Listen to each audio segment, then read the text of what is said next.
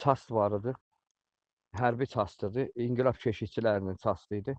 Önemliydi. Orada PKK, ondan sonra PYD, bütün Sadval, ondan sonra bütün DAEŞ, bütün bu teröristler orada eğitim görürdü ve aynı zamanda yeraltı ağır şeyler vardı orada.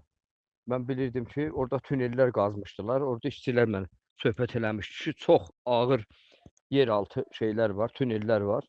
Vurdu orayı, bir yeri vurdu. Demək Təbrizdə o tastı vurdu. Mən bilirdim ora çox.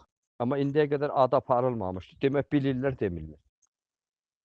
Oranı vurdu. Vurduqdan sonra deməli Təbrizdə bir sərdəri var.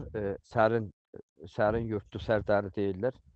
Orada yenə İnqilab keşikçilərinin şeyi vardı. Raket atar korpusu vardı. İraqizadə oradan vururdular. Oranı vurdu. Bir də Seydavada, Təbrizin şimal hissəsindədir. Cənub hissəsində oranı, orada yenə bir hərbi çastı vurdu. Bu üç yeri buraya qədər Təbrizdə vurubdu. Bizdən 2 ölü, 6 yaralı bura qədər var. O da xalqdan dəyər. Eyni zamanda Tehranda İnqilab keşikçilərinin baş komutanını vurdu, Səlamini. O alçaq Azərbaycan düşmanı idi, Türk düşmanı idi.